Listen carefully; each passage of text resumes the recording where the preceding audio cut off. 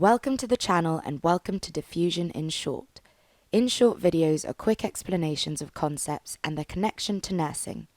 Diffusion is an important basic concept in applied human biology. Subscribe to see more videos on nursing theory and clinical practice. Diffusion is a way in which molecules of a substance move from one region to another. The regions are separated by a semi-permeable membrane. This means it allows some, but not all substances through it. For diffusion to happen, one region must have a higher concentration of the substance than the other. So if each side is 1 milliliter of salt water, there are more salt molecules in the highly concentrated solution and fewer salt molecules in the lower concentrated solution. The difference in the concentrations creates a concentration gradient.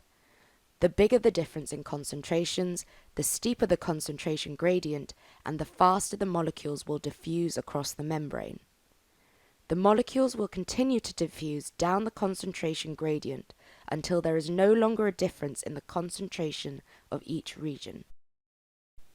Molecules will not diffuse if there is no concentration gradient. Diffusion is part of our basic understanding of human biology. A semi-permeable membrane surrounds every one of our cells, as shown here looking like an egg. Inside this membrane are all the other bits of the cell, like the nucleus, which the cell membrane protects from its surroundings. It also controls what comes in and goes out of the cell. The diffusion of substances through cells across the cell membranes is vital to human life. A simple but important example happens in the lungs. At the end of the respiratory tract are sacs called alveoli, which cluster around the bronchioles like bunches of grapes. These sacs fill with air and inflate when you breathe in, increasing the surface area where diffusion can occur. A huge capillary network hugs the alveolar sacs, bringing deoxygenated blood from around the body to the lungs. Oxygen diffuses from the air in the lungs across the semi-permeable membranes of the alveoli sacs, then through the cell membranes of the capillary walls and into the bloodstream. Blood flow ensures that the steep concentration gradient between the air in the lungs and the blood in the capillaries is maintained. At the same time, carbon dioxide is brought to the lungs as a waste product of the body.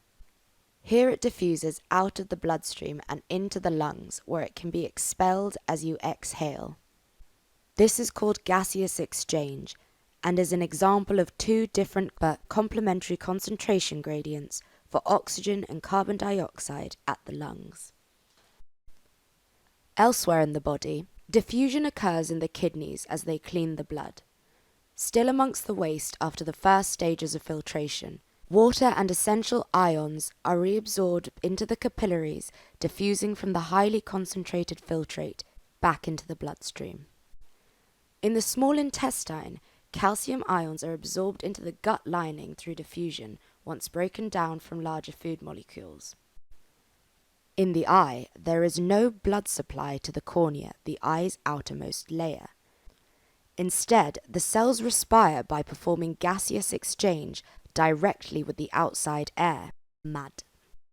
Diffusion is the way in which molecules pass through a semi-permeable membrane, such as an animal cell membrane, moving from a high concentration region to a low concentration region. The relationship between the two concentrations is illustrated by the concentration gradient. The concentration gradient determines the direction and speed of diffusion, and diffusion can only happen along one. This kind of molecular movement requires no energy, therefore diffusion is considered a form of passive transport.